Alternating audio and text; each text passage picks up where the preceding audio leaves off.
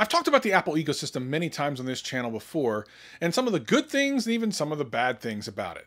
But I really wanted to take a slightly deeper dive into it, thinking about when you're in it, how cool it is, or at least how well it's marketed, until you realize that you're getting nickel and dimed at almost every single turn. Now, once you're in the walled garden of Apple, you tend to be pretty happy. But man, getting there is really expensive. Like, just dumb expensive sometimes. And I'll tell you all about it right after this. This is, you listening to Travis. What up, players? Welcome back. And for all you new people, welcome. My name is Travis and I do tech videos every single week and have a blast doing them. If that sounds like fun to you, sit back, relax, and enjoy the video. Anything I talk about will be in the description below. But for now, let's just get into the video. So one of the things that I've noticed about Apple is their products are really great and they're well made, and the usage of them is actually really good. Like, kind of the experience is really good. But man, none of it is cheap. Almost none of it is cheap. And when something does look like it's a good value, 9 times out of 10, you gotta spend a little bit more money to get that value. This goes from things like their music to the actual devices they sell and a couple of other things in between. I'll talk about a little bit of all those things, but if you like this sort of content, hit that subscribe button. I'm here doing this as often as I possibly can. It's been a minute since I've done a video, but I'm glad to have you back. So listen, let's talk a little bit about what makes the ecosystem great and what makes it a little too expensive. You know when you see those commercials on television about really cool cars and the price seems very reasonable, but they show you all the really cool things about it when they're actually advertising the car at that price?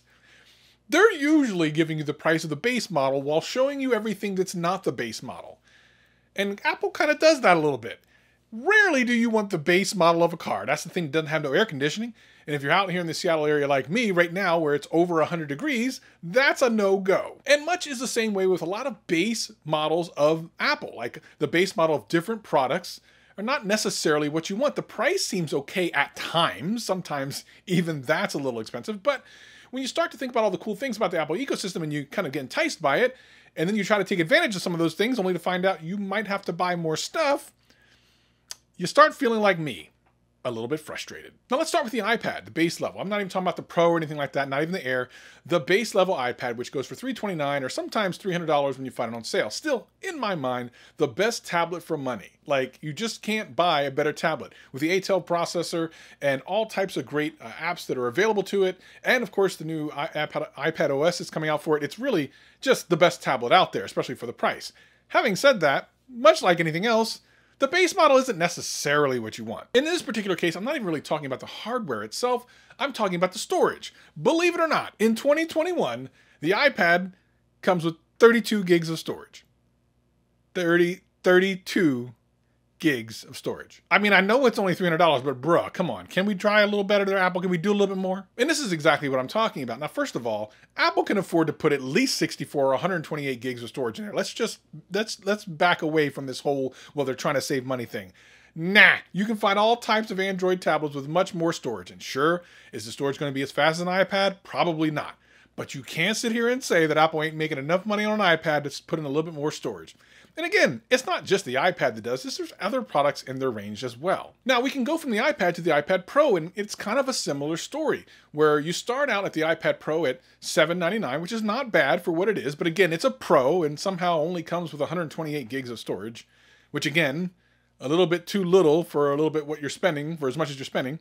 But then the micro LED screen, you know, the thing that really is one of the biggest features of the iPad Pro, is only on the 12.9. Again, you kind of want the base model price, but you don't want the base model hardware. And this nickel and diming really starts to add up over time. Listen, from an iPad perspective, I've already kind of explained it to you. There's some faulty stuff here where you think you're going to get something for $800 for the Pro, or maybe even $300 for the regular iPad, but then realizing that maybe you want more than 32 gigs of storage on the base level, or definitely if you're a Pro, more than 128 gigs on the Pro, you're definitely going to pay more. I mean, you're not going to pay the base level price. Not generally. What about all the M1 MacBooks that have come out recently? Those things are actually amazing, and the MacBook Air, I've done tons of videos about it. I'll leave a link in the description and in the end screens. I've done all types of videos about the MacBook Air, and it's an amazing piece of hardware. But much like anything else, including the MacBook Pro with M1, you're still left wanting for more. And in this particular case, it's ports, because the MacBook only has 2 USB-C, which in and of itself isn't a terrible thing until you realize at least one of those needs to be used for charging. So if you're charging your laptop while you're using it, that means you have one port, which means you need to get a dongle. And the dongle doesn't come with the laptop. Again, nickel and diming your way into the ecosystem. It's never good enough to just buy the one thing. It feels like you always need something more. Always. It seems like always.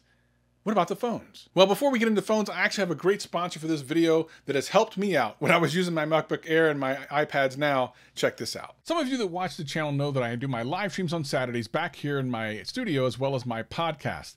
But what a lot of you may not know is I actually use glasses when I'm looking at all the different monitors here in my studio. The problem is, looking at these screens for long periods of time tend to give me eye fatigue.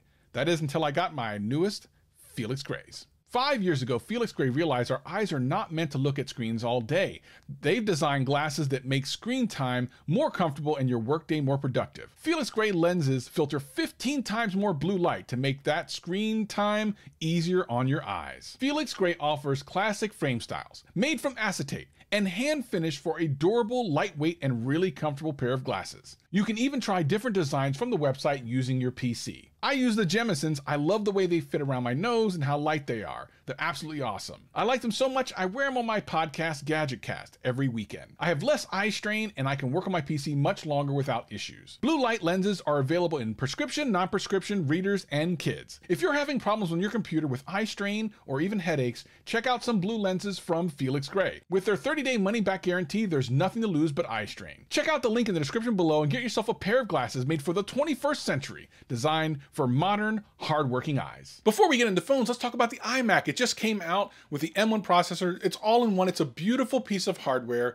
and at about $1,300, it's not completely overpriced because it is a monitor and all in one with the latest and greatest M1, at least for now.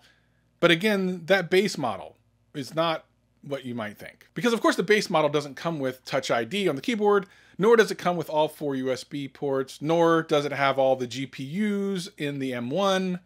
See, once again, it's the nickel and diming. Every so often you think that maybe you're getting everything you need and you're not quite. Certainly all the advertisements are going to show you everything like Touch ID on the keyboard. They're not going to tell you that that's something you have to pay extra for. Why would they do that? They want you to pay the extra $200 for that. The iPhone SE, an incredible price for a phone. And for some people who still like the old-fashioned kind of design, it was a great fit for them last year when it first came out. And still, with an incredible processor even to this year, can hang and bang with a lot of the mid-range phones that are out today. Except the battery doesn't really last that long. And it wasn't just a thing that happened last year, it is now the iPhone 12 mini. Another great phone at a size that a lot of people like, but once again, suffering from battery issues. So, I guess you got to buy a battery pack now, don't you? And if you got the iPhone 12 or 12 mini, you definitely need a power brick because that doesn't come in there anymore either. So yet again, you got to buy more stuff. But with your iPhone 12 or 12 mini or whatever, you might have heard that now you can get lossless audio on Apple Music. Now, one of the things that Apple Music has done, which I think is amazing, is they have now given you access to lossless music on their service. But likely you can't take advantage of it, and you'll need to buy something extra. Is this sounding familiar yet? If you have an iPhone, the only way you can actually listen to that lossless audio is with a good pair of headphones and a headphone jack. So it means, of course, none of your phones have headphone jacks anymore, so you'll need to get a dongle, remember the dongle thing again, that will convert it into 3.5 millimeter. It seems like we're going backwards. Didn't we remove the headphone jack and now we need it again? So now we need to put a dongle in the phone. And of course, that goes for anything that doesn't have a headphone jack out, any of the products from Apple, which of course most of them don't because they've been trying to get rid of the headphone jack.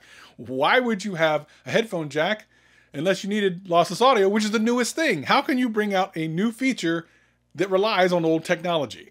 It's not real awesome. And back to that iPad Pro, which also, by the way, doesn't have a headphone jack, so if you're trying to listen to lossless audio, I mean, I guess you could listen to it through the speakers on the iPad Pro, but I don't know that I would do that.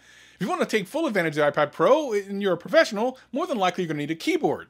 And if you're buying from Apple because you know you want to stay in the ecosystem and you want to take it to the top level, the Magic Keyboard is $300 and some odd for the 12.9 inch. Of course, you'll want that. You don't want the 11 inch. That's the base model. You don't want that. So once again, now you have gone from either a $799 iPad Pro to $1,000 with a keyboard, or way above that with a 12.9 inch and the Magic Keyboard. Seems like you can't get the full experience without spending a whole bunch more money. But this is why Apple routinely and continually makes so much money every single year.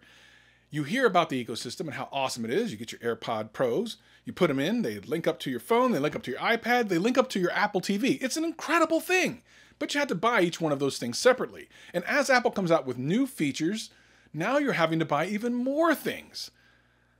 I don't know, it's kind of weird. Like, what do you guys think? Is the Apple ecosystem just a quicksand of money? I mean, is that how Apple's making all this money, despite the fact that so many people were struggling, so many companies were struggling to make sales in 2020? They dominated and still dominate in 2021. Maybe it's this nickel and diming, the expensive nature of the Apple ecosystem. Tell me what you think in the comments below. We'll talk about it, and I'll see you next time. Peace and love.